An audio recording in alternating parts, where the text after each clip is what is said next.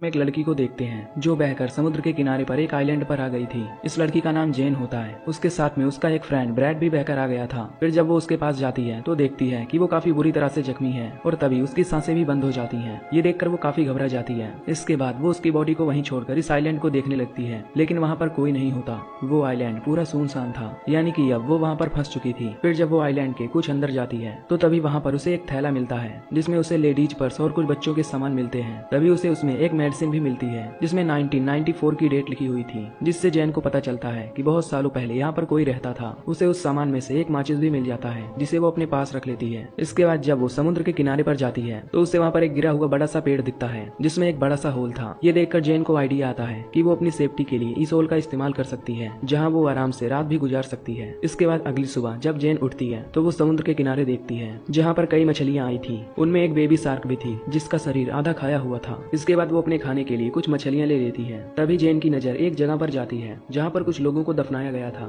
इनमें 3 ग्रेव होती हैं। ये देखकर जैन भी अपने दोस्त के लिए एक ग्रेव खोदती है क्योंकि अब उसकी बॉडी सड़ रही थी। इसके बाद अगले दिन जैन जब उस आइलैंड का चक्कर लगा रही होती है तो तभी वो देखती है कि किसी ने उसके दोस्त को ग्रेव से निकालकर उसे आधा खा लिया है। ये देखकर जैन काफी घबरा जाती है और उसे कुछ भी समझ नहीं आता कि आखिर ये काम कौन कर सकता है। उसे लगता है कि ये काम जरूर किसी जानवर का है, इसलिए अब वो एक लकड़ी को नुकीला करती है और अपने लिए एक औजार बनाती है। इसके बाद वो आइलैंड के बाहर बैठकर उस जानवर का इंतजार करने लगती है। अब कुछ देर बाद रात हो जाती है और तभी जैन की आंख भी लग जाती है, लेकिन वो जानवर अभी तक नहीं आया था। अगली सुबह जैन समुद्र में देखती है जहाँ पर उसे एक सूटकेस दिखाई देता है। वो उस सूटकेस को लेने का सोचती है, इसलिए वो समुद्र में जाती है और तैर कर वो सूटकेस को ले लेती है। तभी उसे नीचे कुछ महसूस होता है, इसलिए वो नीचे जाकर देखती है। तभी उसे वहाँ पर एक बड़ा सा होल दिखता है जिसे देखकर वो काफी हैरान हो जाती है। वो तुरंत ऊपर आ जाती है। इसके बाद जब वो बाहर आती है तो वो सूटकेस को खोलती है। उसमें उसे शूज और कुछ कपड़े मिलते हैं। ये देखकर वो उन कपड़ों को पहन लेती है। इसके बाद जब रात होती है तब जैन उस सामान को चेक करने लगती है। तभी उसे उसमें कुछ फोटोज दिखाई देती हैं जिसे वो देखने लगती है और तभी जैन को पता चलता है कि एक फैमिली यहाँ पर छुट्टियां बिताने के लिए आई थी, जिनमें एक कपल और उनके 2 बच्चे शामिल थे। तभी जैन के ऊपर से एक प्लेन गुजरता है। ये देखकर जैन फौरन फ्लेयर गन चलाती है, लेकिन इसका कोई फायदा नहीं होता क्योंकि वो प्लेन तब तक जा चुका था। तभी जैन देखती है कि फ्लेयर गन की बुलेट नीचे आ रही है। फिर वो बुलेट जैसे ही नीचे गिरती है तो तभी उसे वहाँ पर एक क्रिएचर दिखाई देता है। ये देखकर वो काफी घबरा जाती है और आइलैंड की तरफ भागने लगती है। वो वहीं एक जगह जाकर छिप जाती है। तभी वो क्रिएचर वहाँ आकर उसे ढूंढने लगता है, जिससे जैन अब और भी ज्यादा डर जाती है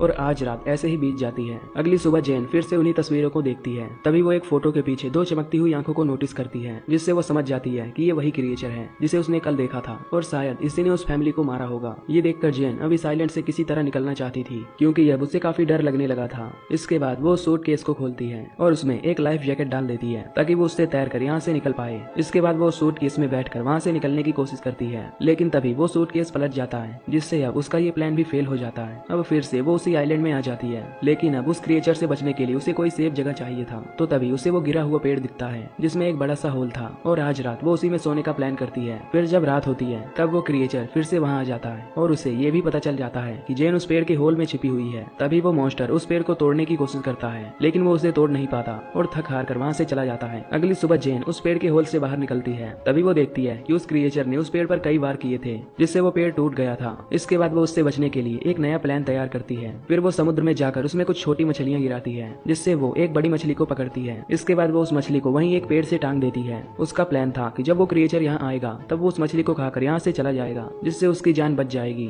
अब अगली सुबह जैन उठकर देखती है कि उसका ये प्लान काम कर गया। उस क्रिएचर ने यहाँ आकर उस मछली को खा लिया था, जिससे वो बच गई थी। तभी जैन की नजर समुद्र के किनारे पर जाती है जहाँ पर किसी की बॉडी तैर रही थी। ये देखकर वो फौरन उस बॉडी के पास जाती है, जहाँ वो देखती है कि वो बॉडी काफी सड़ चुकी है। ये देखकर उसके मन में आइडिया आता है। फिर वो उस बॉडी को भी वहीं पेड़ पर जाकर लटका देती है ताकि वो क्रिएचर आकर उस बॉडी को खा सके और यहाँ से चला जाए। अब उसके लिए यहाँ एक दिन भी जीना काफी मुश्किल हो गया था। आज रात के लिए उसने अपने लिए एक गड्ढा बनाया होता है जिसमें जाकर वो छुप जाती है और उस क्रिएचर के आने का वेट करने लगती है। फिर जब रात होती है तो तभी वो क्रिएचर वहाँ पर आता है। जैन उस क्रिएचर को पहली बार देखती है। वो उसे देखकर काफी डर जाती है। तभी वो क्रिएचर उस बॉडी को खा जाता है। तभी जैन को अपने ऊपर से कुछ आवाजें आती हैं, इसलिए वो जैसे ही ऊपर देखने के लिए उठती है तो तभी उसे उस क्रिएचर के पैर दिखाई देते हैं। ये देखकर जैन काफी घबरा जाती है और खुद को शांत रखती है। अगली सुबह जैन जब उठती है तब वो अपने लिए एक सेफ जगह चाहती है। अब क्योंकि उसने उस क्रिएचर की हाइट देख ली थी तो वो अपने लिए एक झूला तैयार करती है ताकि वो क्रिएचर उस तक ना पहुंच सके। फिर वो उस झूले में जाकर छुप जाती है। अब जब रात होती है तब वो क्रिएचर फिर से यहाँ पर आता है, पर तभी उसे वहाँ जैन के होने का एहसास हो जाता है। तभी वो उस झूले वाले पेड़ को जोर जोर से हिलाने लगता है क्योंकि वो उस तक नहीं पहुंच सकता था।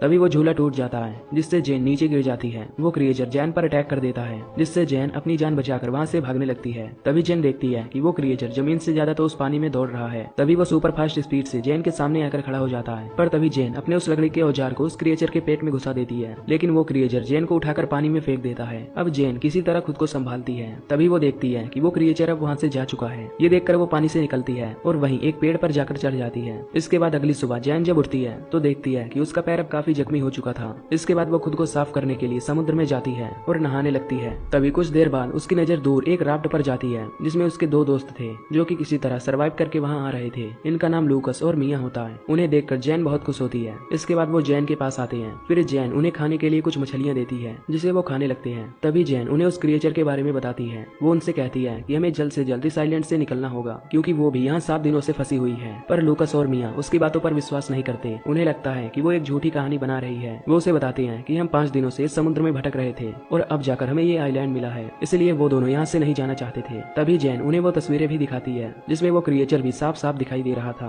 पर फिर भी वो दोनों यहाँ से नहीं जाना चाहते, जिससे जैन समझ जाती है कि ये दोनों उसकी बात नहीं मानेंगे। इसलिए अब वो इनसे छिपकर इनकी राफ्ट लेकर यहाँ से भागने का सोचती है। तभी वो उनकी राफ्ट से यहाँ से निकलने की कोशिश करती है, लेकिन तभी वो दोनों उसे पकड़ लेते हैं। तभी मिया जैन पर अटैक कर देती है, जिससे वो बेहोश हो जाती है। इसके बाद जब उसकी आंख खुलती है तब वो खुद को बंधा हुआ पाती है और अब रात भी हो चुकी थी। तभी वो लूकस को समझाकर खुद को खोलने के लिए कहती है, पर लूकस और मिया उसकी एक नहीं सुनते। इसके बाद मिया उस आइलैंड पर घूमने के लिए जाती है और लूकस वहीं जैन के पास से रुकता है। इधर जब मिया वॉक कर रही होती है तो तभी वो क्रिएचर पानी से निकलकर उस पर अटैक कर देता है। उसकी चिल्लाने की आवाज सुनकर लूकस तुरंत वहाँ पर जाता है। वो क्रिएचर मिया को पानी में खींच लेता है और उसे मार डालता है। ये देखकर लूकस बहुत डर जाता है। वो भागकर एक पेड़ पर चढ़ जाता है। अब सुबह हो जाती है, लेकिन लूकस अभी भी उस पेड़ से नहीं उतरता, क्योंकि अब उसे जैन की बातों पर विश्वास हो गया था। ये देखकर जैन उसे समझाती है और बताती है कि वो क्रिएचर केवल रात में ही आता है। ये सुनकर लूकस की जान में जान आती है और वो उस पेड़ से नीचे उतरता है। इसके बाद जैन लूकस से कहती है कि हमें जल्द से जल्द इस आइलैंड से निकलना होगा। ये सुनकर अब लूकस भी तैयार हो जाता है, जिसके बाद ये अपने खाने के लिए कुछ मछलियाँ और कोकोनट भी ले लेते हैं। साथ ही वो उन सभी सामानों को लेते हैं जिससे वो ज्यादा से ज्यादा उस समुद्र में सर्वाइव कर सके। फिर जैन अपनी फ्लेयर गन भी ले लेती है ताकि वो उससे अपने बारे में बता सके। यहाँ लूकस अभी भी काफी डरा हुआ था। ये देखकर जैन उसे समझाती है और बताती है कि वो क्रिएचर हम पर सिर्फ रात में ही अटैक करता है और रात होते ही हम इस आइलैंड से दूर चले जाएंगे। इसके बाद जैन जाकर उस क्राफ्ट में बैठ जाती है। तभी उसे क्राफ्ट में खून फैला हुआ दिखता है, जिससे वो समझ जाती है कि इन 5 दिनों में सर्वाइव करने के लिए उन दोनों ने किसी इंसान को मारकर खाया होगा।